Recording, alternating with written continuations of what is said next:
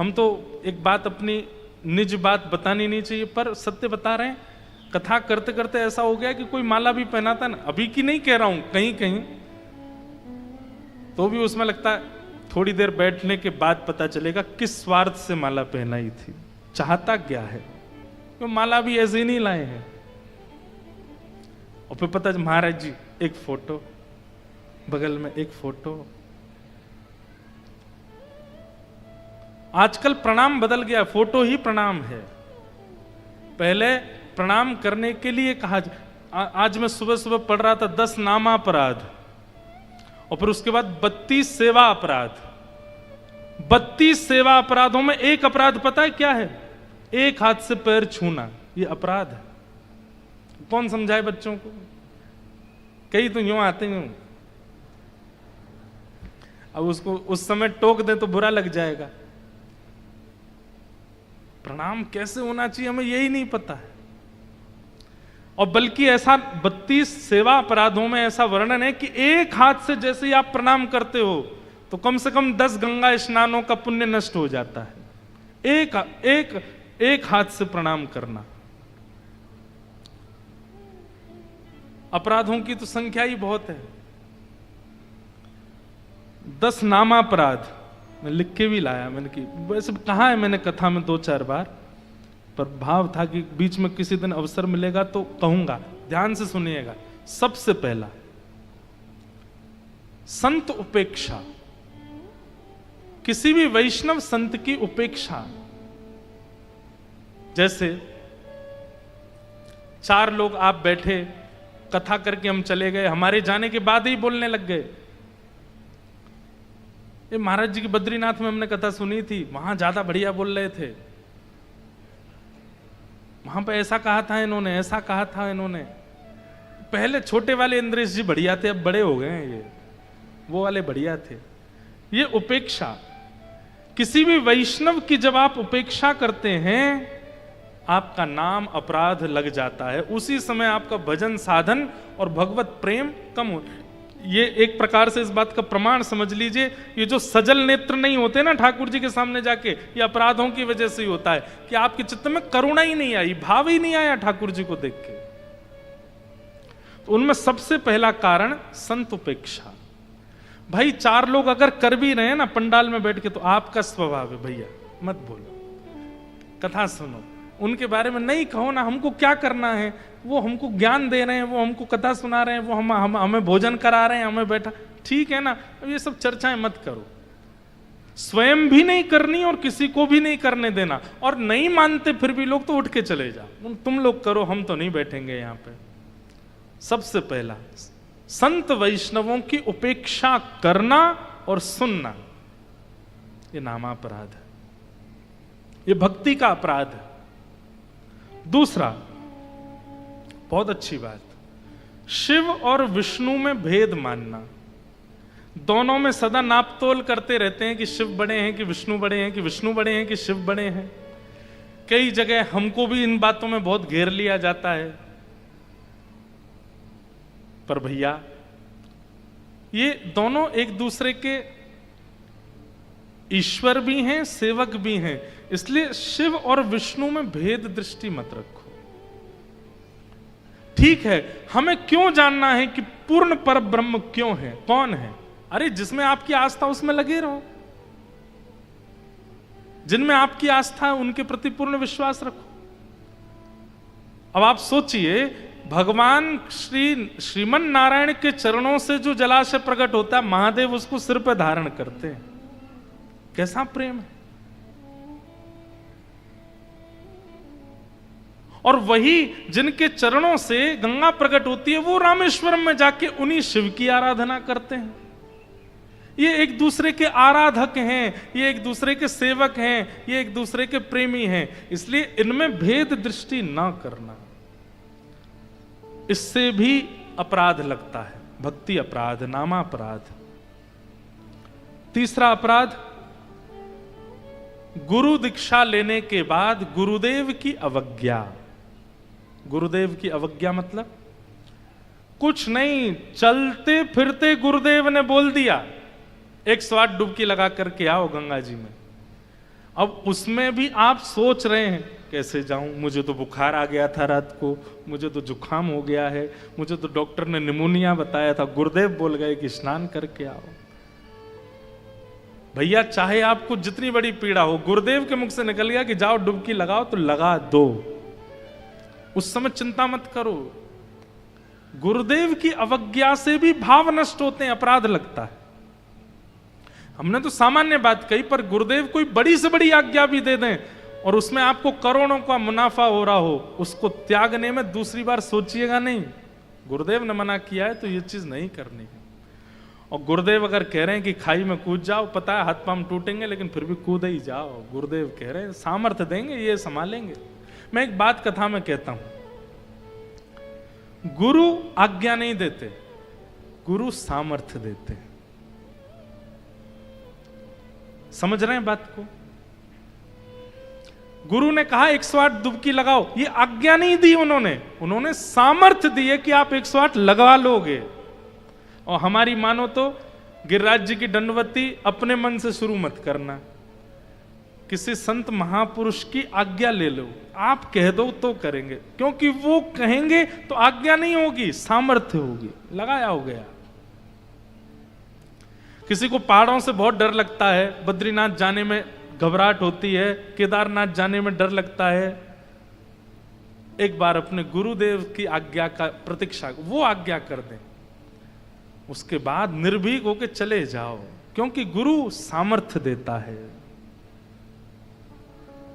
गुरु अवज्ञा नहीं। ये तीसरा नाम अपराध है। चौथा नाम अपराध क्या है? शास्त्रों की निंदा करना, शास्त्रों में मतभेद मानना। सबकी मानिए, शिव महापुराण क्या कहता है, देवी भागवत क्या कहती हैं, भगवत गीता में क्या लिखा, सबकी मानिए, पर करिए वो जो आपके चित्त को स्पष्ट रूप से कहते। जैसे भागवत जी कह रही हैं कि ऐसा करना चाहिए, लेकिन कहीं कहीं भेद आ जाता है कि देवी भागवत में तो ऐसा लिखा है, तो क्या करना चाहिए। दोनों पक्ष उचित हैं, आपके हृदय को जो उचित लगता हो करो, शास्त्रों की बात मानो, पर भागवत जी की मानते हैं, किसी अन्य की अवहेलना मत करो, निंदा मत करो। ये भी एक अपराध है, नामा अपराध। बंधु, ये सारे वो अपराध हैं जिनसे भजन घटता है, जिनसे भक्ति घटती है, जिनसे भाव घटता है। जैसे हमारे वृंदावन की कई परंपराओं में एकादशी नहीं होती,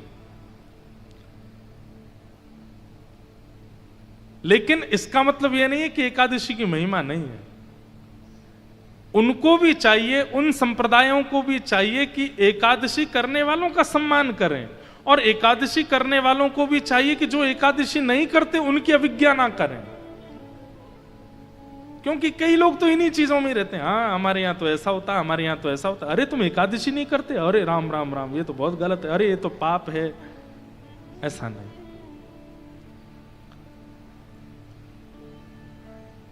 पांचवा नामा अपराध क्या है? अर्थवाद। अर्थवाद का मतलब क्या होता है? अर्थवाद का मतलब होता है, हमने गंगा जी की महिमा बताई मंच से, और आप क्या सोचने लगे, ऐसी कोई महिमा है नहीं, अपने आप ही बोल रहे हैं। हमने माता पिता गुरु की महिमा बताई, और आप क्या कहने लगे, ये तो बस ऐसे ही बढ़ा चढ़ा के हमारे यहाँ भारत में नियम है बोलना है, भाई गुरु ऐसे हैं, माता पिता ऐसे हैं। कोई नहीं, हम तो रोज अपने माता पिता को देखते हैं, इतने कोई महान भी नहीं है वो। ये अर्थवाद। किसी वैष्णव के मुख से, किसी महापुरुष के मुख से जब आपने किसी शास्त्रीय बात को सुना, तो उसके प्रति निष्ठा ना रख के, बल्कि ऐसी भावना रखना, ये तो बड़ा चढ़ा के बोल रहे हैं, ये अपराध है।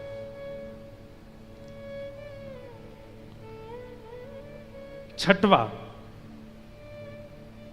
नाम के बल पर पाप करना। वाह, ये तो सबसे बड़ी बात है।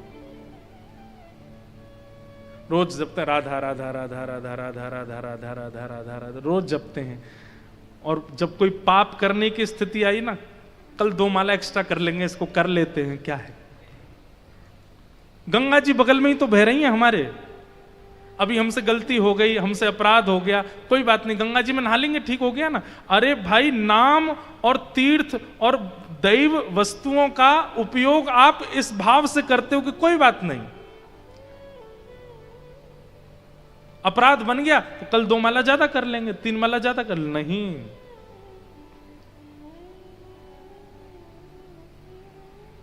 नाम के बल पे पाप नहीं। अगर गंगा स्नान करते हैं तो आपकी जिम्मेवारी है कि अगले गंगा स्नान के बीच में कोई भी पाप आपसे अगर बना तो गंगा जी रुष्ट हो जाएंगे। नहीं बने इस संकल्प के साथ जाओ। 7वां, नाम की तुलना किसी अन्य साधन से करना।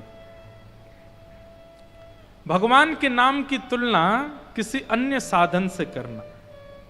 कोई नाम जप करता है और नाम जप करने वाले व्यक्ति को आप कहते हो अरे भाई तो आज थोड़ा एक आध कम कर ले, बाहर यज्ञ चल रहा है उसमें जाके बैठ जा। नाम की तुलना के आगे सब नतमस्तक हैं। नामी व्यक्ति अगर नाम का आश्रय लेकर के बैठा है तो उस समय अन्यों को नाम से बड़ा मत बता। भगवान नाम सबसे बड़ा है। अगर कोई नाम आश्रित है तो उसको नाम आश्रित रहने दिया जाए। बोलो गंगा मैया की जय। हमारे परम पूजनीय प्रातः स्मरणीय श्री भगवत धाम हरिद्वार के परम पूजनीय महाराज जी स्वामी श्री विवेकानंद जी महाराज पधारे हैं। महाराज जी के श्री चरणों में बारंबार वंदन प्रणाम अभिनंदन। साथ ही हमारे छोटे महाराज जी भी पधारे हैं, उनको भी बारंबार वंदन। तो नाम की तुलना किसी अन्य साधन से करना यह भी नामापराध है।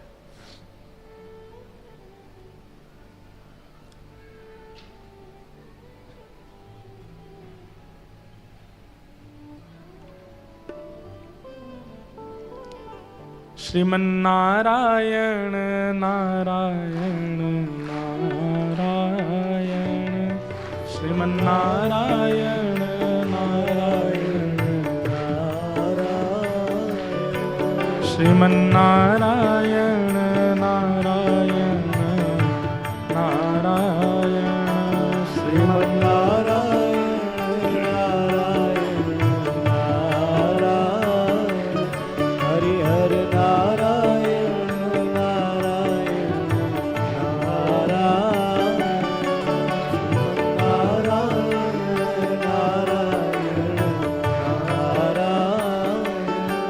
श्रीमन्नारायण नारायण नारायण श्रीमन्नारायण नारायण नारायण। नाम की महिमा बता रहे थे हमारे भगवत धाम वाले महाराज जी नाम की ही माला लेकर के आए हैं। बीच महिमा में ही नाम भगवान आ गए हैं तो निश्चित है कि बातें प्रमाणित हैं, इसलिए नाम भगवान आए हैं। श्रीमन्नारायण नारायण नारायण श्रीमन्नारायण नारायण श्रीमन्नारायण नारायण नारायण श्रीमन्नारायण श्रीमन्नारायण नारायण नारायण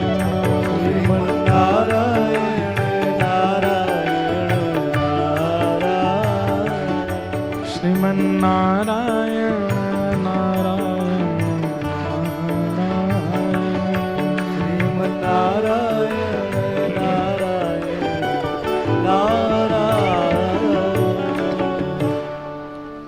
नाम की तुलना किसी अन्य साधन से करना।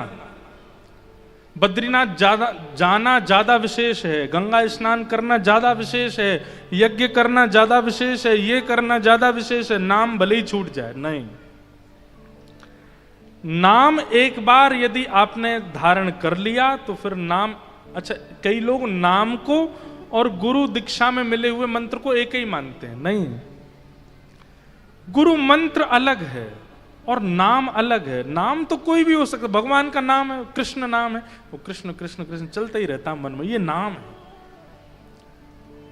गुरु मंत्र तो एक अवधि है, एक आसन है, एक नियम है, एक परंपरा है, उसी से ही करना है। पर नाम नाम तो निरंतर श्वास जैसे चलती है वैसे नाम चलता रहे। एक प्रकार से ये कह दें तो नाम के आगे अन्य साधनों को बड़ा बताना का मतलब ऐसा है कि भाई भले ही श्वास रुक जाए लेकिन कचौड़ी जीभ से मुंह में जानी चाहिए। भले ही हमारी नाक बंद हो जाए, हमें श्वास नहीं मिले, ऑक्सीजन नहीं मिले, कोई बेचारा व्याकुल हो रहा है मुझे ऑक्सीजन नहीं मिले, आप कचौड़ी खा ठीक हो जाएगा। वो कहेगा अरे भैया मुझे ऑक्सीजन चाहिए। नाम क्या है? हमारे प्राणों की रक्षा करने वाली जैसे ऑक्सीजन है ऐसे नाम है। नाम से बड़ा कुछ नहीं है। तो नामापराध में एक अपराध क्या है कि नाम से ज्यादा महिमा अन्य की मानना और नाम से बड़ा किसी अन्य को समझना। पर इसका मतलब यह भी नहीं है कि नाम आ जाए तो बाकियों को कुछ समझना ही नहीं, यह भी गलत है। कई बार ऐसा होता है ना कि नाम जब आप कर रहे हो और नाम जब करते करते आपको किसी ने कहा चल वृंदावन परिक्रमा चल रहे हैं। सुनी नहीं देता ना इंद्रेश जी का था, क्या बोल रहे थे? नाम से बड़ा कुछ नहीं, हमारी तो परिक्रमा यही हो गई। ऐसा भी नहीं, ये भी नामापराध है। अच्छा चलेंगे, मेरा नाम हो जाए एक बार पूर्ण, चलेंगे। या फिर वृंदावन परिक्रमा चल रही है पर नाम नहीं छोड़ेंगे भैया, मौन होके करेंगे, हमारा नाम चलता रहेगा। ये नाम के प्रति निष्ठा। पर नाम के प्रति निष्ठा का मतलब है सबका सम्मान, सब भावों का। आठवां अपराध क्या है? प्रमाद त्याग के नाम ना जपना, आलस करना। एक बात कहें, ये 10 स्थिति जब तक ना बन जाए तब तक नाम जप में आइएगा भी मत। राधा राधा कहना सरल बहुत है, कृष्ण कृष्ण कहना सरल बहुत है, पर उस नाम के नियम का पालन करना और उसको संजो के रखना बहुत मुश्किल है। इसलिए जब तक ये 10 लागू ना हो जाएं और इनके प्रति आप सजग ना हो जाओ तब तक नाम आश्रित होइएगा नहीं। 8वां नामापराध क्या है? प्रमाद त्याग के नाम ना जपना। प्रमाद किसको कहते हैं? आलस को। आपने नियम बनाया कि सुबह उठ के स्नान ध्यान करके नाम जप करना है। अब आज क्या सोचना है? अभी नेक देर सोन दो, नेक देर और आराम करने दो, नेक देर अभी नहीं कर रहे, अभी तो यहाँ जाना नहीं, थोड़ा बाद में कर लेंगे, अब कल दुगना कर लेंगे। फिर ऐसे ये आलस्य की वजह से, प्रमाद की वजह से नाम ना जपना, नाम का स्मरण ना करना, ये भी नाम अपराध है। और 9वां नाम अपराध क्या है? श्रद्धा और विश्वास से विहीन व्यक्ति को जबरदस्ती नाम महिमा सुनाना, यह भी नाम अपराध है। किसी के अंदर श्रद्धा नहीं है, किसी के अंदर विश्वास नहीं है, किसी के अंदर वैष्णवता नहीं है और आप उसको जबरदस्ती हट बैठो, सुननी पड़ेगी तुमको ये बात, सुनो ये होता है, इस नरक में जाना पड़ता है, ऐसा करो तो ये। अब वो सुनता जा रहा है, अरे भैया मुझे क्या करना, तुम करो जो तुम मुझे क्यों बता रहे हो। ऐसे व्यक्ति के सन्मुख जबरदस्ती भगवत चर्चा करना। कई बार कई घरों में ऐसा होता है, बालकों में निष्ठा नहीं होती है और जबरदस्ती माता पिता उनके नियम से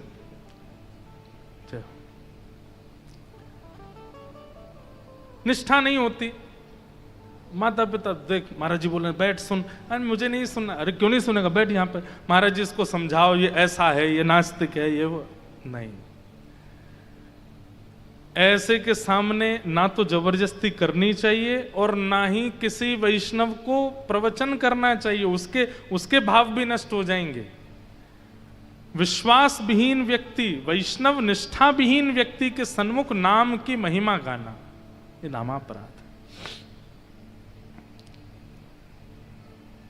अब भैया हमने तो गा दी आप सबके सामने, इसलिए आप सबको अब नाम का आश्रय लेना पड़ेगा, क्योंकि आप में से किसी ने अगर नाम आश्रय नहीं लिया तो फिर जो उसका जो अपराध है वो हमको लगेगा। आप चाहते हैं हमको लगे तो फिर मत करना, पर लेकिन अब सुनने के बाद नामापराध नहीं बने, नाम आश्रित हो जाइए। और 10वां नाम अपराध यही है, क्या? नाम महिमा सुनने के बाद भी नाम का आश्रय ना लेना, यह नाम अपराध है। नाम महिमा सुन ली, नाम के बारे में इतना सुन लिया, भगवान नाम की इतनी महिमा जानने के बाद भी उनका आश्रय ना लेना, यह नाम अपराध है।